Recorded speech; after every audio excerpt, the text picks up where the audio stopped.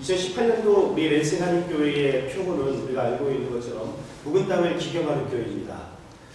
그래서 우리 영적인 생활을 되돌아보면서 우리 믿음을 한번 되돌아보면서 우리 삶 가운데에 쩍쩍 갈라져 있는 회복되어야 될 부분이 없는지 한번 살펴보면서 2018년도 한 해 우리가 다시 한번 신앙의 점검을 하고자 했습니다. 그래서 올 초부터 우리는 소아시아 7교회를 탐방을 하면서 칭찬받는 교회와 그리고 책망받는 교회를 점검하면서 과연 우리 교회가 앞으로 나아가야 될 방향성은 무엇인가를 한번 짚어보았습니다. 우리 교회가 적은 능력을 가지고 있지만 그러나 그 적은 능력을 가지고 최선을 다하는 삶을 살아야 되겠다라는 결론에 도달했고, 특별히 또한 우리가 요나서 말씀을 통해서 실질적으로 우리가 신앙생활하면서 혹시 하나님 앞에 불순종하는 부분은 없는지를 지금 점검해 보면서 오늘 3장 말씀을 통해서 특별히 우리는 사명 구분과 그리고 순종과 회개에 대한 큰 맥락을 가지고 하나님 말씀을 함께 나누려고 생각합니다. 오늘 주어진 제목을 보시면은 사명과 순종 그리고 회개입니다. 그런데 이 제목 속에 사실은 내용이 다 들어 있습니다. 하나님께서 우리에게 주신 사명에 순종할 때에 회개의 역사가 일어난다. 그 메시지가 오늘 요나서 3장의 말씀입니다. 이 말씀을 준비하면서 요나서 1장 1절에서 3절과 그리고 요나서 3장 1절에서 3절의 말씀을 보면 굉장히 비슷한 내용이면서 다른 맥락이 또 하나 있어요.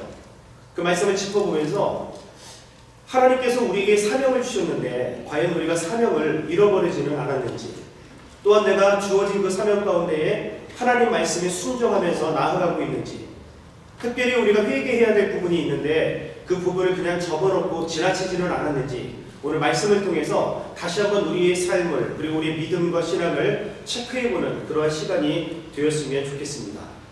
여러분, 요나서 1장 1절과 요나서 3장 1절 말씀을 한번 비교해 보면요, 1장 1절 말씀을 보시면 여호와의 말씀이 아미떼의 아들 요나에게 임하니라 이르시되 이렇게 설명이 되고 있습니다. 그런데 3장 1절 말씀을 보면은 여호와의 말씀이 두 번째로 요나에게 임하니라 이르시되라고 하면서 하나님께서 말씀을 요나에게 주셨는데 1장 1절은 아미떼의 아들 요나에게 주었고 3장 1절은 두 번째로 요나에게 하나님께서 말씀을 주셨다라고 말하고 있습니다. 그런데 1장 1절에 우리가 생략된 부분이 있는데 그리고 여호와의 말씀이 아미떼의 요나에게 임하였다라고 설명한 바 있습니다. 그 당시 북이스라엘에서 함께 사역하고 있었던 선지자들이 있었습니다. 호세아 선지자와 아모스 선지자였죠. 그러니까 하나님께서는 그 당시 북이스라엘 BC 722년도에 망할 수밖에 없었던 타락한 그 북이스라엘 가운데에 아모스 선지자와 호세아 선지자에게도 하나님께서 말씀을 주셨고 그리고 요나 선지자에게도 말씀을 주셨습니다. 왜 말씀을 주셨을까요? 그리고 3장 1절 말씀을 보면 하나님께서 요나에게 두 번째 임하셔서 말씀을 주셨습니다. 왜 주셨을까요? 그 해답은 2절에 나와 있습니다. 1장 2절과 3장 2절이죠. 여러분, 하나님께서는 요나에게 그리고 호사이에게 그리고 아모스에게 각자에게 말씀 주시기를 원하시는 하나님이십니다. 뭉텅들여서 주시는 말씀도 있겠지만 구체적으로 나에게 하나님께서는 말씀을 주시면서 주시는 이유가 있단 말이죠. 그 이유가 1장 2절과 그리고 3장 2절에 보면은 나와 있습니다. 1장 2절 말씀에 보니까 너는 일어나 저 큰 성읍 니느웨로 가서 그것을 향하여 외치라. 그 악독이 내 앞에 상달되었다라고 말씀하시면서 말씀이 임하는 목적은 사명을 주시기 위해서 말씀이 임하는 거예요. 3장 2절도 마찬가지입니다. 일어나 저 큰 성읍 니느웨로 가서 내가 내게 명한 바를 그들에게 선포하라 하신지라 라고 말씀하시면서 1장 2절과 3장 2절 하나님께서 주신 사명을 위해서 하나님께서 요나에게 말씀을 주시는 장면을 보고 있는 것입니다. 하나님의 말씀이 들리는 은혜가 있기를 주의 이름으로 축원합니다. 하나님께서 우리에게 말씀을 주실 때에는 사명을 주시고자 말씀을 주시는 겁니다. 첫 번째 말씀, 그리고 두 번째 말씀, 세 번째 말씀 계속 지속적으로 우리가 하나님의 말씀을 듣고 그 말씀을 통해서 우리에게 원하시는 사명이 무엇인지를 매 순간순간 발견하지 않으면, 시간이 흘러버리면 그는 지나쳐버릴 때가 너무 많이 있는 겁니다. 하나님께서 우리에게 사명을 주시고자 저와 우리 성도님들을 불러주셨는데 이미 사명을 다 주셨거든요. 그런데 그 사명의 어떤 목표를 우리가 바라보지 못한 채 넘어질 때가 너무 많이 있습니다. 그래서 주님은 오늘도 우리 랜생 한인교회 성도님들에게 매일 말씀을 주시잖아요. 그렇지 않습니까? 큐티의 말씀을 통해서 매일 주신단 말이죠. 이때는 완성된 성경이 없었기 때문에 특별히 하나님께서 이렇게 주시고자 하는 선지자들에게 구체적으로 주신 말씀의 어떤 역사가 있었지만, 지금은 완성된 성경을 통해서 모든 성도님들 한 분 한 분에게 매일매일 하나님께서 말씀을 주고 계십니다. 그래서 우리는 첫 번째, 두 번째 말씀뿐만 아니라 세 번째, 네 번째 계속 지속적으로 나에게 주시는 말씀을 통해서 우리에게 주어진 사명을 점검을 해야 되는 거죠. 사명이 무엇입니까? 하나님께서 우리에게 주신, 우리에게 명령하신 분명한 거룩한 일들이 있단 말이죠. 그 일들을 우리가 감당해야 되는데, 이미 요나에게 하나님께서 구약에서도 사명을 주셨어요. 그것은 니느웨에 가서 복음을 증거하여 그 영혼을 살리라는 거예요. 그리고 오늘날에도 하나님께서는 동일한 말씀을 마태복음 28장 18절에서 20절까지의 말씀을 통해서 주셨습니다. 그러므로 하늘과 땅의 모든 권세를 우리에게 주셨기 때문에, 그러므로 너희는 가서 모든 족속으로 제자를 삼아 아버지와 아들과 성령의 이름으로 세례를 주고 내가 너희에게 분부한 모든 것을 가르쳐 지키게 하라고 사명을 우리에게 다 주셨습니다. 그래서 우리가 놓치지 말아야 될 것은, 신앙생활하면서 우리가 때로는 그리스도의 향기가 되고 그리스도의 편지가 되어서 우리의 삶을 통해서 예수 그리스도를 증거하는 삶을 살아야 됩니다. 또 더 나아가서 기회가 주어질 때에 입술을 열어서 예수 그리스도가 나의 구세주인 것을 우리가 고백하며 그들에게 살리는 사역을 지속적으로 감당해야 됩니다. 그런데 매 순간 말씀을 우리가 듣지 못하고 귀를 닫아버리면 이 사명이 주어졌음에도 불구하고 확신이 없는 거예요. 그래서 우리가 그리스도의 향기의 삶을 감당하지 못할 때가 너무 많이 있다는 것을 성경은 우리에게 말하고 있습니다. 여러분 1장 2절 말씀을 보시면은 하나님께서 이렇게 말씀하셨습니다. 너는 일어나 저 큰 성읍 니느웨로 가서 그것을 향하여 외치라고 말씀하시면서 그 악독이 내 앞에 상달되었다라고 말합니다. 아수르라고 하는 나라는 굉장히 강팍한 나라였습니다. 그들이 통치할 때 보면은 전쟁에서 승리하게 되면은 패전국이 된 백성들을 사지를 잘라 죽이기도 했습니다. 그리고 가죽을 벗겨서 죽이기도 하고, 장대를 아주 끝에를 막 이렇게 뾰족하게 깎아서 시체를 걸어놓기도 하는, 사실은 인간으로 살 수 없는 이런 죄악들을 사실은 범했던 것이죠. 그 가운데 우리가 잘 알고 있는 것은 하나님을 믿지 않았다. 일월 성신을 섬기면서 하나님을 믿지 않았다는 것이죠. 이런 악독이 하나님 귀에 들려서 하나님께서 저 영혼들을 살리기 위해서 바로 요나에게 사명을 주신 거예요. 그런데 어떻습니까? 1장 3절 말씀을 보게 되어지니까 그러나 요나가 여호와의 얼굴을 피하려고 니느웨로 가지 않고 정반대 서쪽 3,500km나 떨어져 있는 다시스로 도망가는 모습을 우리가 봅니다. 여러분, 하나님께서 우리에게 말씀하셔서 주신 사명을 믿음으로 잘 점검하시고 감당하시기를 주의 이름으로 축원합니다. 우리의 삶을 통해서, 우리의 믿음을 통해서 지금도 알게 모르게 주께로 돌아오는 영혼들이 분명히 있는 겁니다. 그래서 우리 삶이 중요한 거예요. 우리의 입술의 고백이 중요한 것입니다. 그런 결단과 그런 고백을 통해서 지금도 우리는 모르지만 수많은 영혼들이 주님께로 돌아오고 있습니다. 하나님의 사명은 변하지 않습니다. 1장 2절을 통해서 주신 말씀, 그리고 3장 2절을 통해서 주신 말씀 동일하게 하나님께서는 니느웨에 가서 복음을 선포하여 그 영혼을 살리는 것이 요나에게 주신 사명이고, 요나뿐만 아니라 오늘 우리에게 주신 사명도 동일한 거예요. 하나님의 사명은, 우리에게 주신 사명은 절대로 변하지 않습니다. 그런데 변한 것이 있는데 그것은 요나가 변했다는 거예요. 1장 3절에서는 요나가 싫어서 다시스로 도망가 불순종했는데 3장 3절 말씀을 보게 되어지면 요나가 말씀대로 일어났다라고 하면서 갑자기 순종하는 장면이 나오는데 어떻게 이 불순종에서 순종으로 요나가 바뀌었는가? 그것은 요나서 2장 때문에 그렇다는 거죠. 하나님은 요나를 포기하지 않으셨습니다. 그 당시 함께 사역했던 선지자들도 있었지만 이 니느웨에 대해서만큼 저렇게 불순종하는 요나를 방치하거나 내버려 두지 아니하시고 그에게 관심을 가지셔서 기도의 자리로 하나님께서 몰고 가셔서 결국에 가서는 큰 물고기 뱃속에서 3일 동안 철저하게 회개하는, 그러므로 그가 불순종에서 순종으로 돌이키게 되어지는 놀라운 하나님의 은혜를 우리가 여기서 발견할 수 있는 거예요. 오늘 이 말씀 앞에서 혹 우리의 사명이 흔들린다 할지라도 여러분 주 앞에 요나처럼 기도하는 성도가 되시기를 주의 이름으로 축원합니다. 우리에게는 요나의 3일 동안의 물고기의 기도의 은혜가 필요한 것입니다.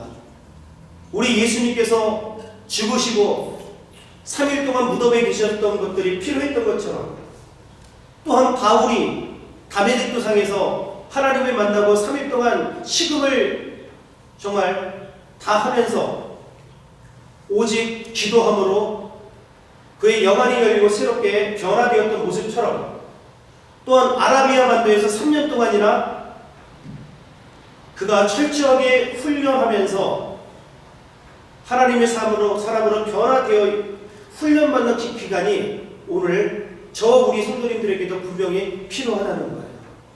요나도 변했습니다. 고로 나도 변할 수 있는 줄로 믿습니다. 저와 우리 성도님들에게 요나서 2장의 그 간절한 회개 기도가 필요한 거예요. 벌떡 일어나 그렇게 불순종하면서 정반대로 나아갔던 요나가 하나님의 끈질긴 간섭 가운데에 기도하게 되어지고 3장 3절에 여호와의 말씀대로 일어나서 니느웨로 가게 되었던 모습, 오늘 우리에게 절실히 필요한 줄로 믿습니다. 여러분 사명을 잃어버리지 마십시오. 이 사명 가운데에 불순종한 요나의 모습을 보면서 불순종하면 나중에 하나님께서 순종하게 하시겠지. 맞습니다. 그런데 굳이 그렇게 할 필요 없습니다. 주신 우리의 말씀 가운데에 저와 우리 성도님들이 순종할 때의 놀라운 하나님의 은혜와 역사가 나타나는 거예요. 여러분 3장 2절 말씀을 한번 보겠습니다. 일어나 저 큰 성읍 니느웨로 가서 내가 내게 명한 바를 그들에게 선포하라 하신지라. 하나님께서 불순종했던 요나, 그러나 요나가 기도를 통해서 하나님을 인격적으로 만나게 되면서 다시 한번 일어나기를 소망했습니다.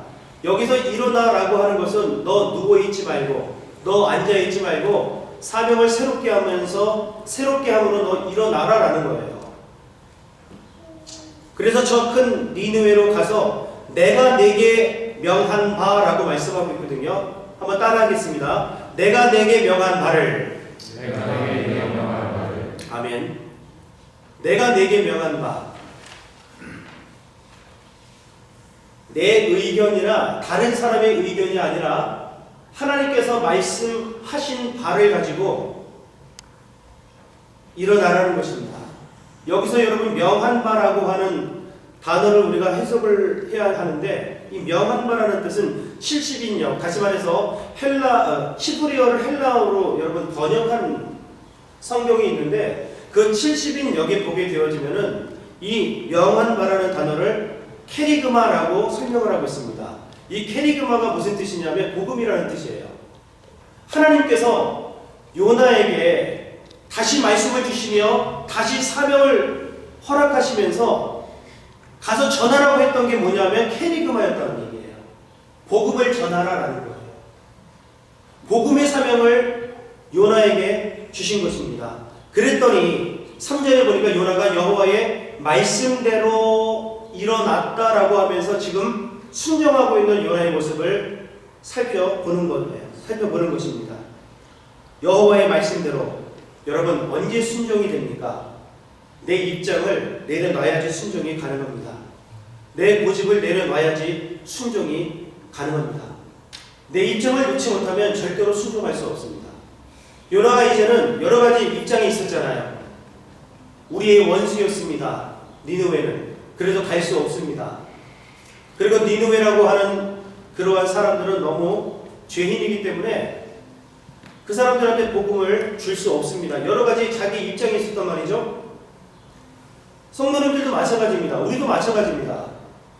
우리의 입장이 있으면 그거 내려놓지 못하면은 하나님 앞에 절대로 순종할 수 없고, 순종할 수 없기에 하나님의 기적과 역사는 나타날 수가 없는 거예요. 내 입장을 내려놓을 때에 순종이 가능합니다. 그리고 내 신앙의 고집을 내려놓으실 때에 하나님 앞에 순종할 수 있는 거예요. 요나가 하나님 말씀을 몰랐을까요? 잘 알고 있었거든요. 그럼에도 불구하고 하나님이 아니라고 하는데, 하나님께서 가라고 말씀하셨음에도 불구하고 내 고집을 내려놓지 못했단 말이죠. 결국에 가서는 순종하지 못했는데 그 내 고집과 내 입장을 내려놓게 되니까 하나님께 다시 순종하는 요나의 모습을 여기서 우리가 발견할 수 있는 거예요.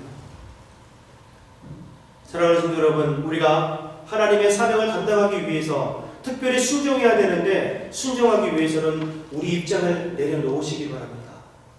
그리고 나의 고집 또한 하나님 앞에 내려놓으시고 주님이 뭐라고 말씀하시는지, 주님께서 우리에게 원하시는 것이 무엇인지를 발견하여 목사님 말씀에 순종하는 게 아니라, 장로님 말씀에 순종하는 게 아니라, 경험이 많은 성도님의 말씀에 순종하는 게 아니라 성경 말씀에 여러분 순종하여서 사명을 감당하는 저와 여러분들이 되시기를 주의 이름으로 축원합니다. 아쉬운 것이 있다면 3절 말씀에 보니까 니느웨는 4일 동안 걸을 만큼 하나님 앞에 큰 성읍이더라 라고 말씀하고 있습니다. 굉장히 컸습니다. 예를 들어보면 둘레만 해도 96km라고 합니다. 여러분, 그 서울 둘레길이 157km 정도 된대요. 그런데 지금으로부터 요나가 있었던 시대는 한 2700년, 2800년 전의 시대인데, 그때 여러분 그 도성 둘레가 96km 정도 되는 것은 엄청난 큰 성임에 틀림이 없습니다. 그래서 3일길을 가야지만 가능한 정도의 큰 규모. 근데 여기서 우리가 3절에서 찾아볼 수 있는 말씀은 4일 동안 걸을 만큼 하나님 앞에 큰 성읍이더라 라고 하고 있어요. 하나님 앞에 큰 성읍이더라. 이건 무슨 뜻이냐면, 영어 성경을 보셔도 여러분 아시겠지만 하나님 보실 때에 하나님 입장에서는 굉장히 중요한 성읍이었다라는 거예요. 인구만 적어도 그 당시에 한 100만 명 정도로 예상하는 학자들이 굉장히 많아요. 근데 여기서 좌우를 분별하지 못하는 7살 미만의 아이들이 12만 명이나 살고 있는, 그래서 회개하지 아니하면 100만 명이 죽을 수밖에 없기에 하나님께서는 니느웨라고 하는 도성을 바라보실 때에 하나님 입장에서는 너무너무 중요한 도성이었다는 거예요. 요나의 입장에서는 절대로 중요하지 않았지만 하나님 입장에서는 너무 중요했다는 거죠. 내가 볼 때는 중요한 것 같지만 중요하지 않을 수 있어요. 그러나 하나님 보실 때에 내가 아닌 것 같이 보이는 것도 중요하다면 중요한 건 줄로 믿습니다. 너무너무 중요한 것 같아요. 하나님께서 보실 때가 우리 신앙생활 가운데 너무너무 중요하다는 거예요. 하나님 보실 때에, 한번 따라하겠습니다. 하나님 보실 때에. 아멘. 북이스라엘 입장에서는 니느웨는 결코 중요하지 않았어요. 망했으면 좋을 것 같은 그런 성읍이었지만 하나님의 입장은 달랐어요. 하나님께서 그들의 죄악이 상달되었다. 그때부터 하나님께서는 관심을 갖기 시작했다라고 말씀을 드렸습니다. 그리고 하나님께서는 그 성읍을 아주 귀하게 중요하게 여기셔서 이제 요나에게 하나님께서 사명을 다시 주어서 동일한 사명을 주어서 지금 보내고 있는 거예요. 근데 문제는 뭐냐면 4절입니다. 4절 말씀해 보니까 요나가 그 성읍에 들어가서 하루 동안 다니며 외쳐 이르되 40일이 지나면 니느웨가 무너지리라 하였더라. 이 말씀을 자세히 보시면 3일 길입니다. 그런데 요나는 온전히 순종하지 못해요. 하룻길만 갑니다. 좀 쉽게 말씀을 드리면 3분의 1만 순종을 한 거죠. 사실 순종이 너무 어렵습니다. 그럼에도 불구하고 하나님께서는 순종이 제사보다 낫다고 말씀하시면서 순종해야 된다고 말씀하시는데 순종이 정말 어려운 것 같아요. 목사인 저도 이렇게 고백을 합니다. 순종이 어려워요. 3일 길을 가서 다 복음을 전해야 되는데 하루길만 가면서 순종을 합니다. 그것도 보십시오. 뭐라고 이야기합니까? 40일 지나면 무너질 거야. 40일 지나면 무너질 거야. 하나님께서 1장 3절에 뭐라고, 1장 2절에 뭐라고 말씀합니까? 악독이 네 앞에 상달되었다라고 말하고, 수많은 선지자들이 복음을 선포할 때에는 아주 중요한 메시지들을 다 전했어요. 하나님께서 여러분들에게 기회를 주신 겁니다. 회개하셔야지 살 수 있습니다. 어떤 이런 메시지를 전해야 되는데 요나는 완벽히 순종하지 못하고 40일이 지나면 망해요. 40일이 지나면 망해요. 여러분 크게 했을까요? 적게 얘기했을까요? 적게 얘기했어요. 40일이 지나면 망해요. 40일이 지나면 망해요.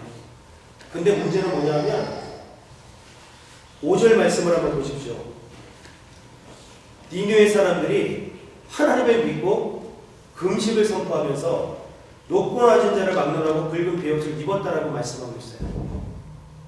대충 순종하고 대충 전했는데 그 대충 순종함에 전한 그 메시지를 듣고 정작 니느웨 백성들은 백성들 먼저 회개하기에 이르렀다는 거예요. 이걸 어떻게 봐야 됩니까?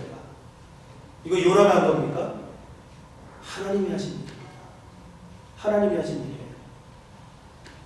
그 당시 니느웨, 아수르는 어떤 성함입니까?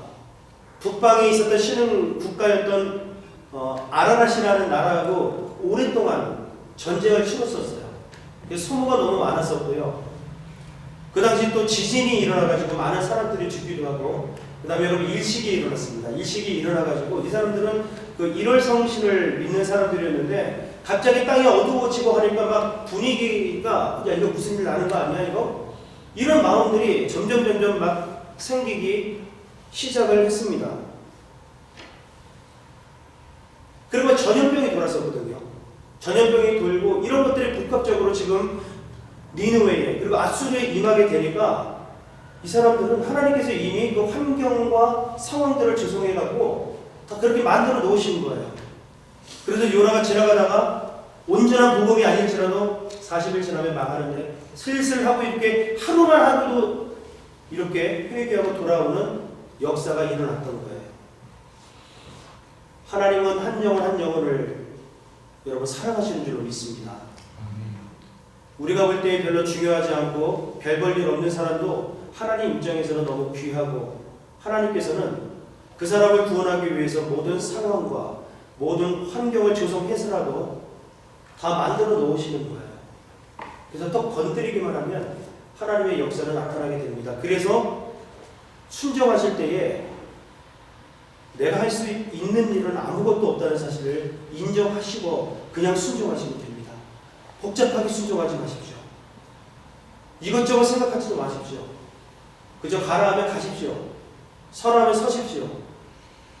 이유가 다 있어요. 하나님께서 다 조성해 놓은 거예요.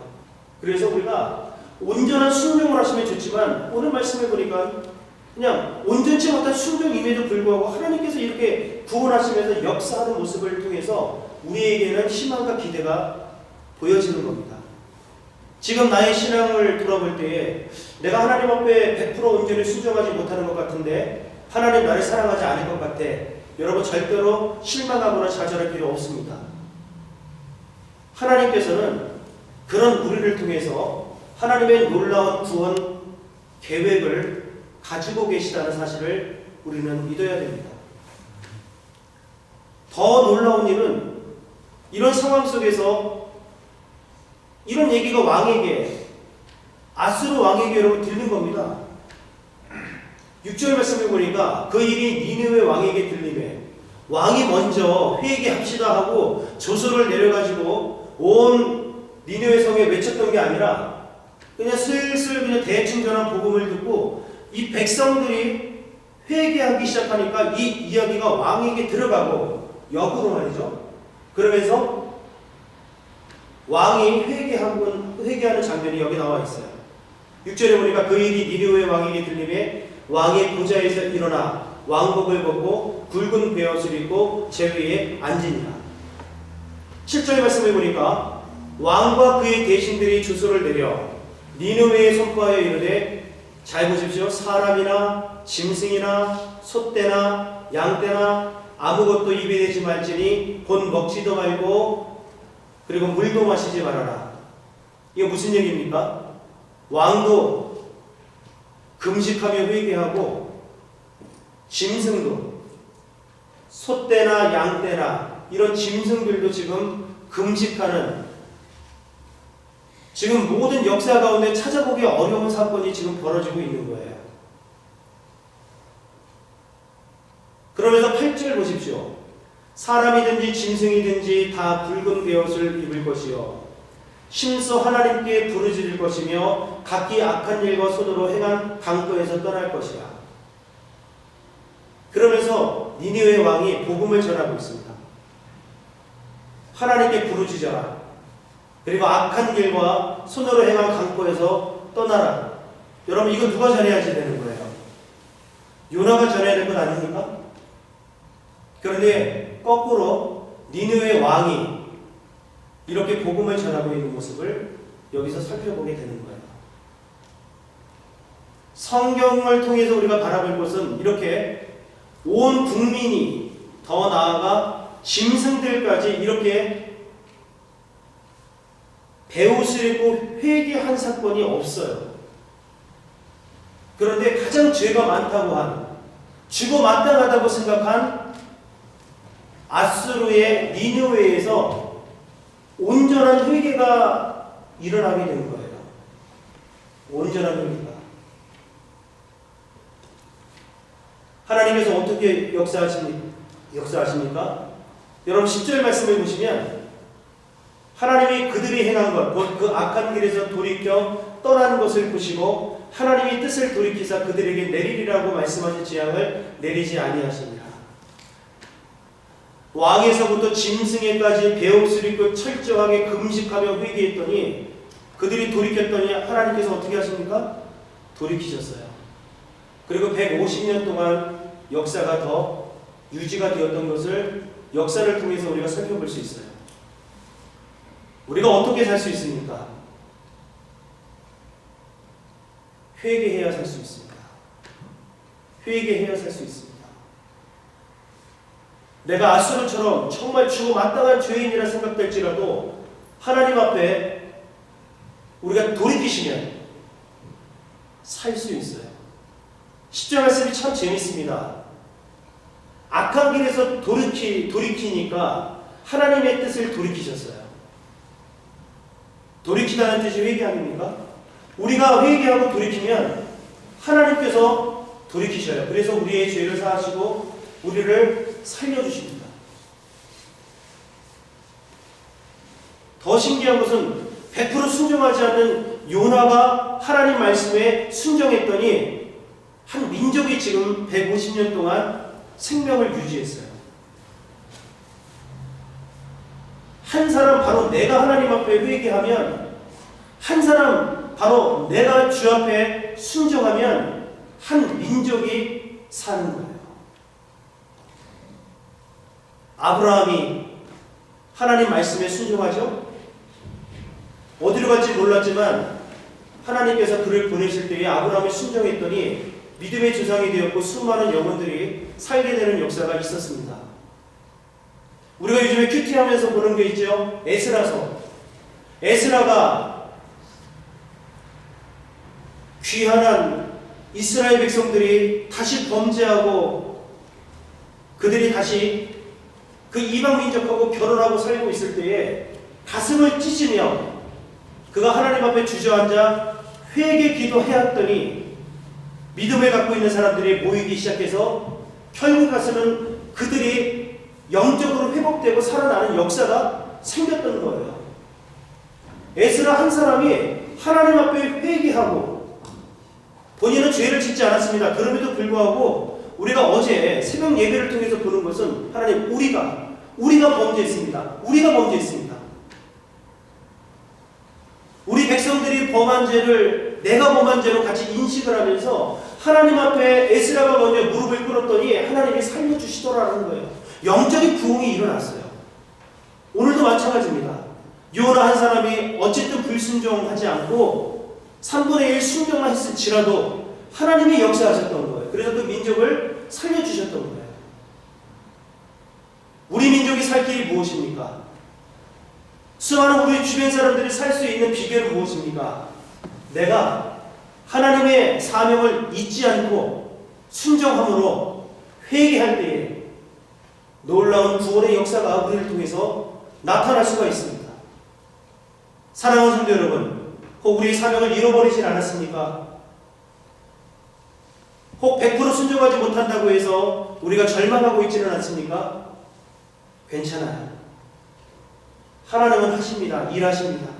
요나가 100% 순종하지 못했을지라도 하나님은 모든 영혼을 사랑하셔서 주께서 일하시는 거예요. 그리고 회개의 역사를 통해서 수많은 영혼들이 살 수 있다.